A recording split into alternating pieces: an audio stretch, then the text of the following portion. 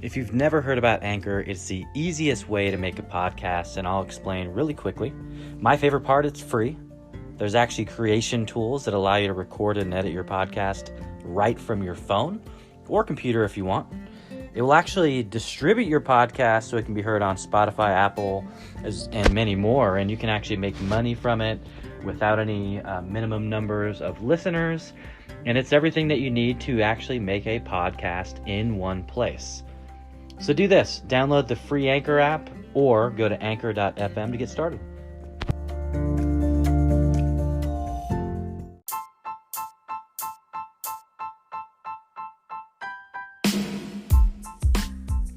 Hey everybody, so happy to be back.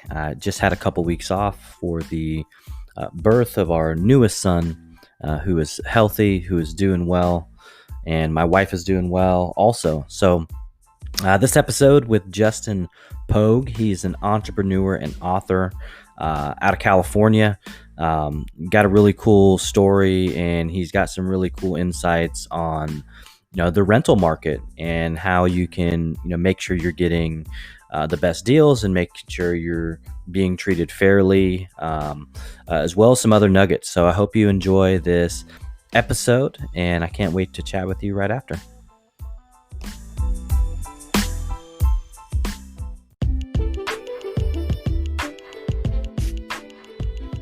Hello, everyone, and welcome to the Blaze Your Own Trail podcast. I'm your host, Jordan Mendoza, and I've got a very special guest today. His name is Justin Pogue, and I'm hoping I pronounced that correctly, Justin. But if you can, go ahead and give the audience some context about who you are and what you do. Yeah, you did pronounce that correctly, by the way. Thanks. So my name is Justin Pogue, as Jordan mentioned, and my focus now is teaching renters how landlords think so they can actually negotiate better when they go to rent something. And this has implications not only for renters, but also for corporations that are trying to retain employees in high-cost urban areas, as well as for realtors who are trying to create relationships with people who will eventually become first-time home buyers. So that's my focus right now. That is awesome. And, just for the audience, because I'm sure that hasn't been what you've been doing your whole life, right?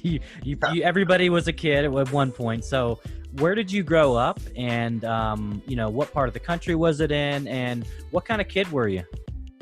Yeah, so I grew up in San Jose, California, born and raised all the way through high school. And I was kind of a tinkerer.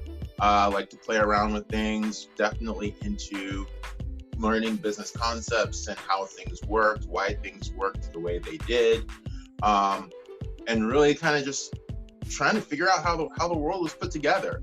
And that's kind of all throughout growing up.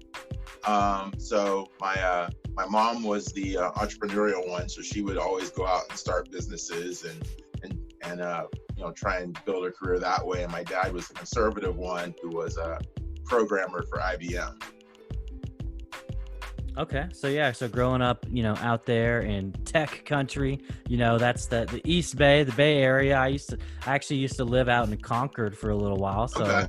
I'm very familiar. I have friends that went to San Jose State, and got some friends that still live out there. And so culturally, when you think about the Bay Area versus like Atlanta, right? Big culture shock, big culture difference. So what was it that actually brought you out this way? Was it after high school? Was it, you wanted to go to school out this way? What made you relocate out east?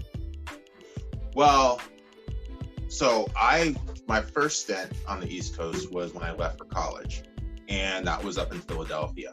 And the reason why I did that is I wanted to have the experience of not having the safety net. I wanted a new experience. I wanted something different. And I was interested in business, and that was one of the best schools to go to at the time. So I went ahead and headed out to the East Coast. Had my first experience with a blizzard that year, freshman year, so became very acquainted with the concept of having two wardrobes, one for winter, one for summer, and the whole 9 yards, and having to function out in the snow and the ice and all of that. So yeah, that first year was really eye-opening for me. So what was that like, right? You're this California kid, you come out to the East Coast, experience your first blizzard, right? And these are the days of the freshman 15s, right? And so who knows? It could have been a freshman 30, right? Like when you're dealing with blizzards, you're eating nothing but pizza, all the warm stuff and all that. So how was that experiencing that first blizzard? It was a really good experience. Like when most people go to college, they just get thrown in a dorm with a bunch of other people. And I ended up living in a smaller dorm on what they called a living and learning floor. So everybody on the floor had a specific interest. The floor that I ended up on was not focused on business. It was actually focused on science and technology. So a lot of engineers, a lot of computer scientists, that kind of thing. So we kind of developed this little community on that floor, which was good, during the blizzard. But yeah, that first year you're in there, you're meeting new people, you're getting new perspectives, because you're meeting people from all over the country and different backgrounds from the one that I was coming from. So lots of learning, lots of growth in that very first year. That's good. Yeah. And, when there's a blizzard, you're trapped, right? You're isolated, you're stuck, but good thing that you actually had other people, right? You didn't have to socially distance yourself because like we're having to do now, because that would have been miserable, Yeah. No, in fact, now I make a point to call my friends that I know are living by themselves, because, if you're sheltering in place and you live alone, that's basically solitary confinement. So it can kind of wear on the psyche. So I make a point of reaching out to those folks I know who are living on their own. Awesome. All right. So you finish up school. So when you finish, what did you major in, and was it related to what you're doing today? So when I finished undergrad, I was majoring in economics and management. And I had two options. I had two employment options when I left school. One was to go work for the now defunct Arthur Andersen, which was an accounting firm, and the other was to work for a company that also no longer exists, called Guardsmark. And that Guardsmark was a private security company, and by security I mean physical security, like security officers at corporate sites and that kind of thing. And I chose to work for the security company because I didn't want to be stuck behind a desk all day, which was a really eye-opening experience. I was in that role, I was managing 80 security officers spread across 15 different corporate campuses. And when you think about it, your client as a security company is not necessarily the person that you're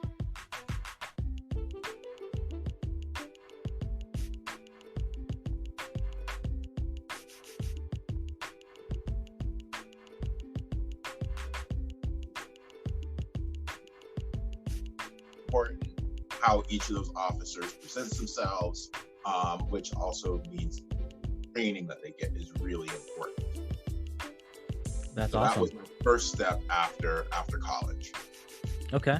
So what was your next move, right? So did you work there and then the company shut down, or did you leave prior to them actually going out of business?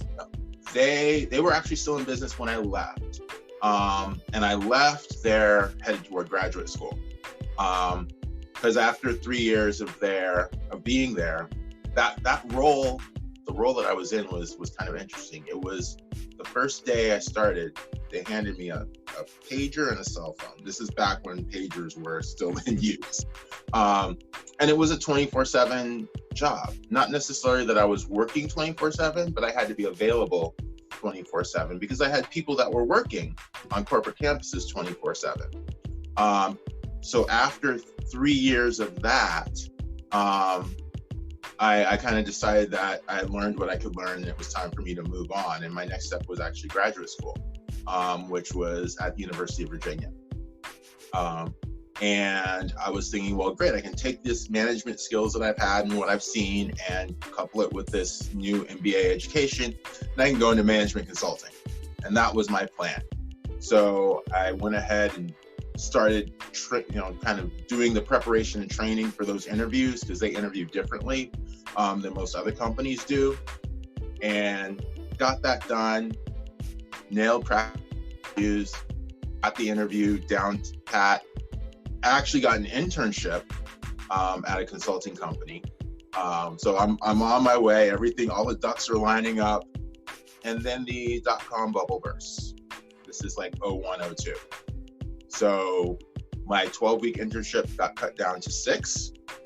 And that year and the following year, they had extended some offers to people, and then they rescinded those offers. So thank you very much for buying a house near our office. We no longer need your services.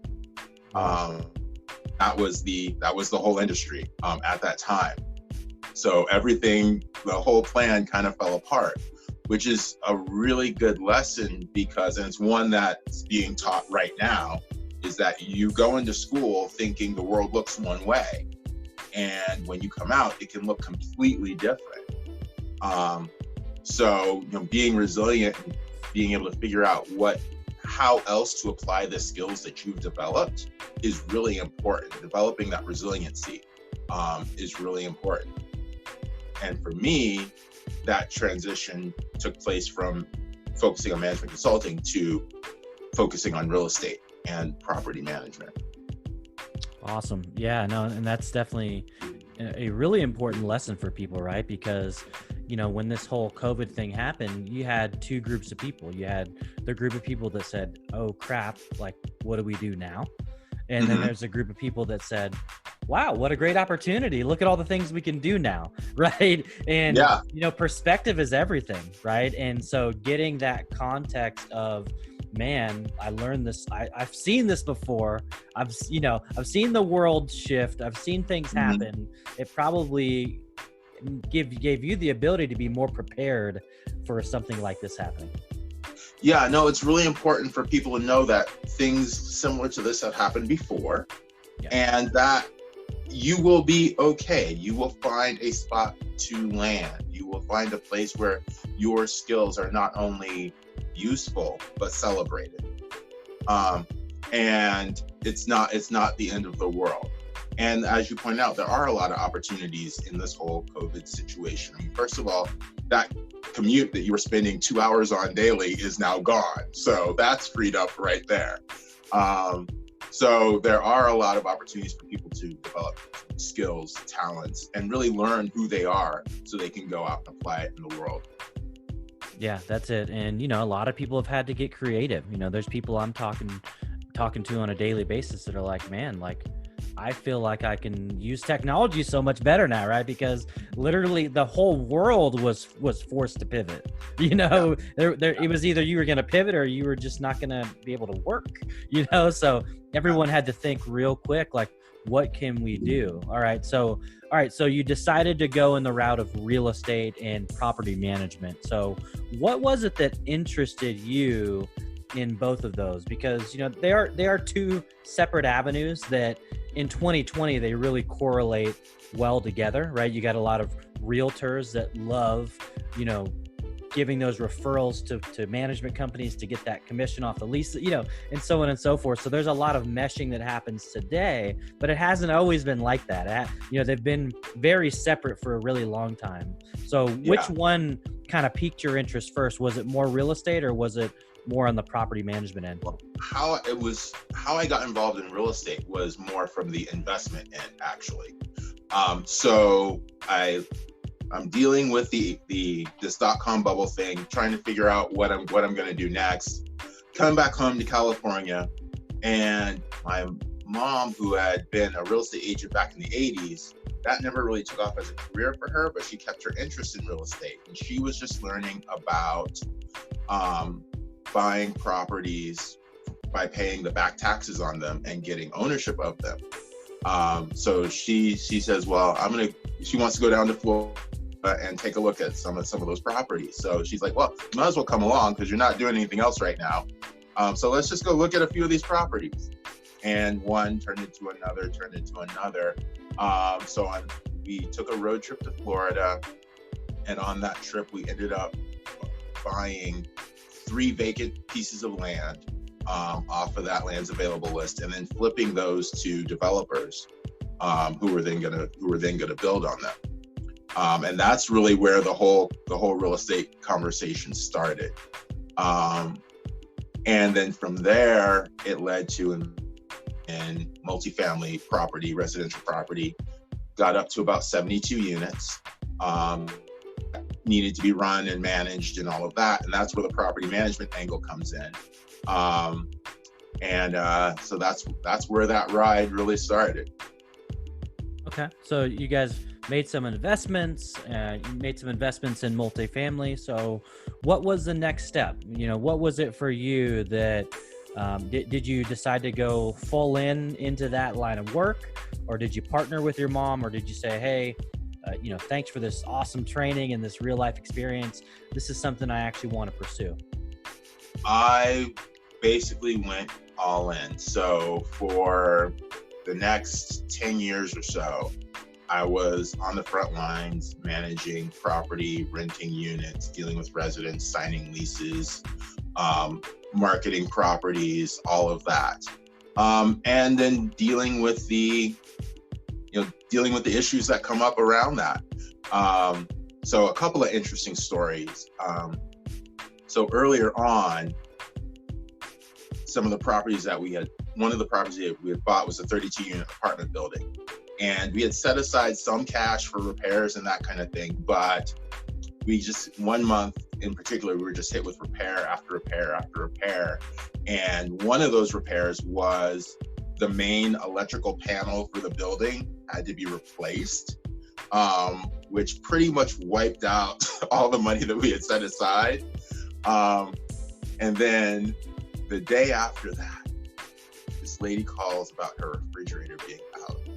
I'm like, geez, this is like the straw that breaks the camel's back. So I'm like, okay. So we get in the truck, drive to Lowe's, pick up the refrigerator, and through this whole process, I'm thinking about this $500 I gotta spend on this refrigerator that I really don't have, and how are we gonna do this and all of that.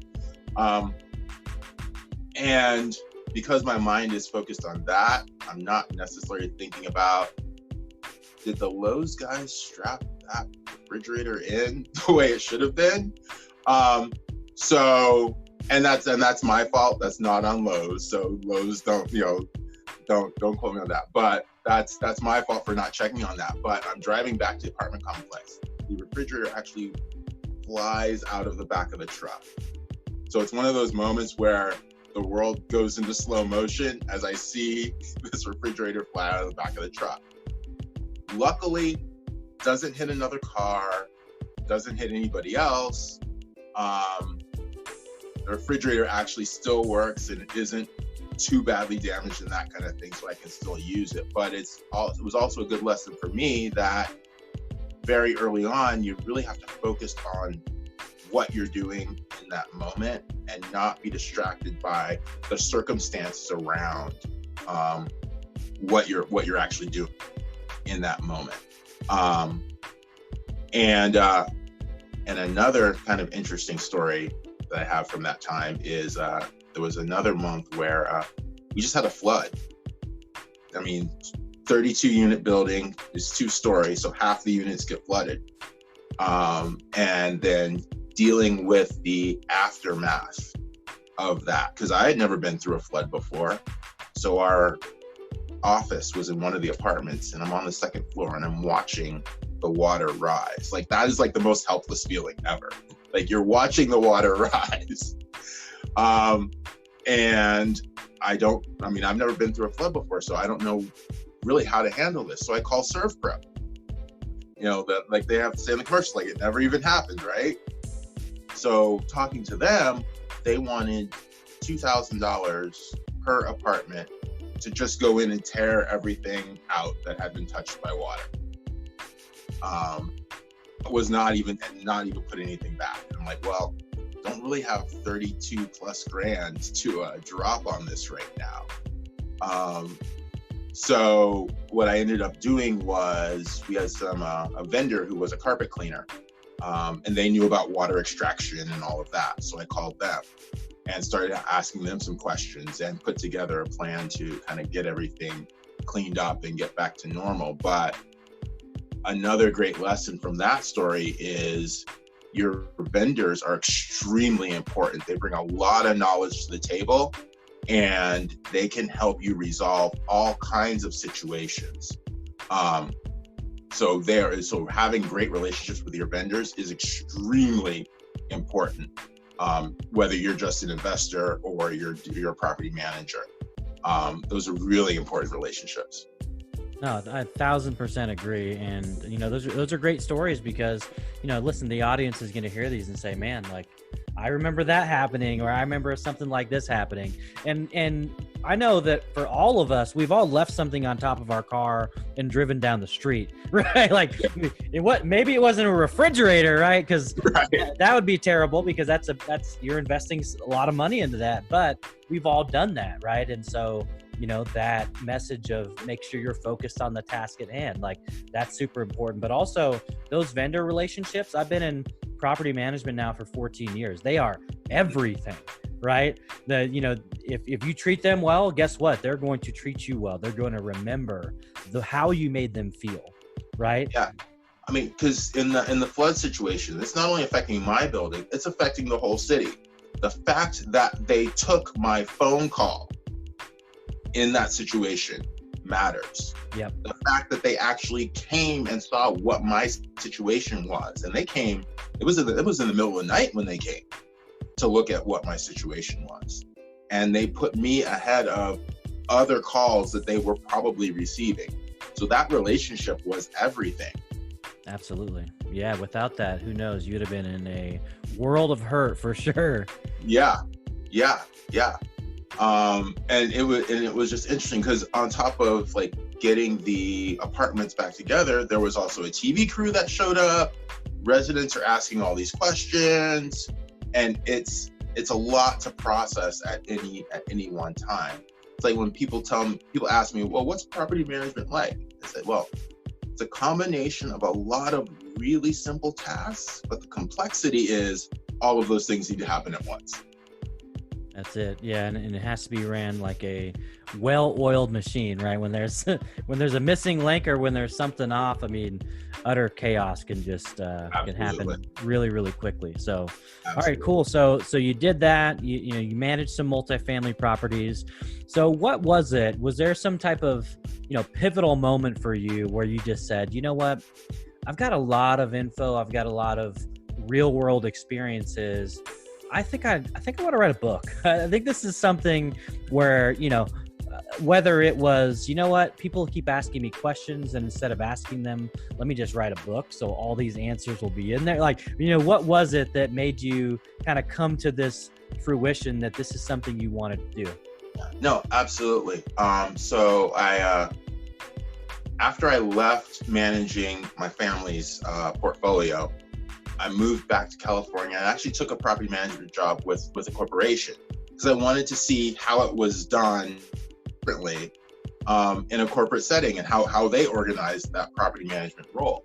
And I was there for about a year. And I left that company, and one day I'm in the bookstore and I'm looking at the real estate section, and I see books for owners, managers, and investors. I'm like, somebody's missing from this equation. Like, there's a vital group that nobody's talking to, and it's the 43 million rental households across the US that I did not see any books there for. And there's a lot of confusion around renting. Like, why are landlords asking for certain pieces of information? How do I present myself to a landlord? What language are they even speaking? And there's really no training, no classes, no books, nothing out there. And that lack of information really contributes to the level of frustration and hopelessness that a lot of people feel when they go to rent a property. And it also has some really negative implications for the political discussion that takes place around housing and all the conversations around rent control and zoning and building and the entitlement fees and this whole conversation that we're having around housing, which, by the way, still has not gone away, even though COVID's on the front burner. All of those problems that we had before are still there simmering in the background. So this book is really a way to kind of educate renters about how landlords are thinking, what their thought processes are, and then kind of let them clue them into what levers they can pull to not only have a better relationship with their landlord, but also negotiate in a way that benefits both parties. That's awesome. And so for the audience, can you give everyone the name of your book? And then also, if somebody is listening that's renting an apartment or a home, does this benefit both of them? Yeah, no, that's a great question. So the name of the book is Rental Secrets, and the book is written in a way that it speaks to every rental situation. So if you're renting a house, you're renting an apartment, if you're renting a room, and regardless of what geography you might be in, there's information in the book that really speaks to your situation. Because there are certain specific things that landlords are dealing with regardless of where they are. One is that they're renting space for money. If their space is vacant, they're not getting any money. But it gets worse than that, because that money that they lost, they can never get it back. I can't rent somebody an apartment from last week. That has no value to them. So that creates a bias towards action for landlords, as far as if somebody's willing to make a deal on one of my vacant places today, let's really talk and negotiate that out, because I need to have somebody in that place today, because I'm tired of losing money. And that's a situation that every landlord is in, regardless of geography or what size of property they're renting. Perfect. And so what would you, right, just to give some value to the audience here, so what would kind of your top 3 tips for renters be? Whether it's, make sure that you ask these questions, make sure you're looking out for this. Don't ever rent a place if this is in the language, So what are some tips, maybe 3 best practices that you can give to renters that might make their experience a little better? Absolutely. So the first thing is, when people go to rent a property, generally what they do is they take one day and they go on this whirlwind tour of 10 properties. And because they're only taking one day, they don't give themselves time to ask the questions they need to ask at each property, and really talk to the leasing associate and find out the specifics about that property and what the rules are on quiet hours and that kind of thing. But they also don't leave themselves time to interact with the residents who already live there, because those people are an amazing source of information. Because whether you rent there or not, it doesn't matter to them. They've already signed their lease. So they're more likely to give you the totally unvarnished truth about the property and their experience there. Because rent is not just about the amount you pay, it's about the value that you get for what you're paying. So that's my first piece of advice. Second piece of advice. Most people are going and looking at properties online, and they'll see a price online for that particular apartment. If you go to the property and they want to charge you more than the price on the internet because they saw your car or they found out that you're from an urban area or whatever, just run. Just don't even entertain that, because what's happening is property management is about the relationship, as we mentioned before. And if they're willing to change that price on you because of those factors, the relationship is already starting off in a negative place. So it's probably not likely to get better from there. So I would advise people not even to entertain that. If there was a price that's advertised, they should be honoring that price. And the third thing I advise people to do who are renting, don't just go and take the tour during the day and all of that when the leasing office is open. Come back at night, or better yet, come back at night on the weekend, so you can find out if that park down the street that the leasing is really talking about, that is that really a great place for your kids to play. Or when they say, oh, there's plenty of street parking. Yeah, come back at 5:00 and see if there's real parking there, or if it's 3 miles away. And it gives you a sense for the life that happens around that property at different times of the day and on the weekend. You may come back on the weekend to find the pool is full of guests from apartment 19, not the residents who live there. But really get a feel for the experience that you'll have at this property, so you can be more sure that this is the actual property for you. And not feel like after you sign the lease, like, oh, this was a huge mistake, and have to figure out a way to either bear with that situation for the next year, or to try and sublet or try and make an arrangement to get out of that. It's a lot easier to do your homework up front.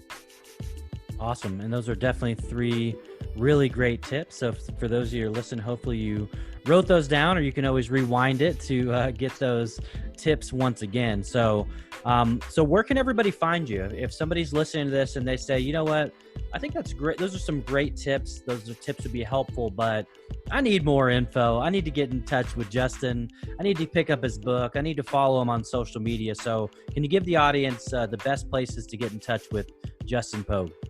Yeah, absolutely. Rentalsecrets.net is the main website. I'm also on LinkedIn, Twitter, Instagram, and Facebook. And one of the things that I've just started doing is releasing just little nuggets of information across the social media platforms on a daily basis, so that people can kind of get exposed and digest that, and then kind of look forward to the next little nugget coming up the next day. That's awesome. Okay, well, I'll make sure that all of that info is down in the show notes so people can reach out to you, people can pick up the book.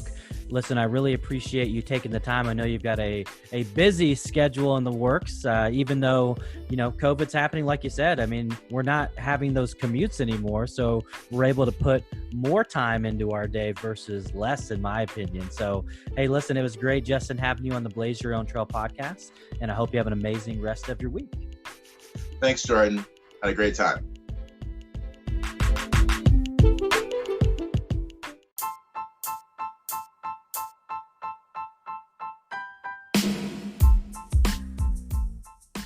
Hey, thanks so much for listening to that episode with Justin Pogue. Make sure to reach out and connect with him. All of his info will be over in the show notes. Really, really great guy.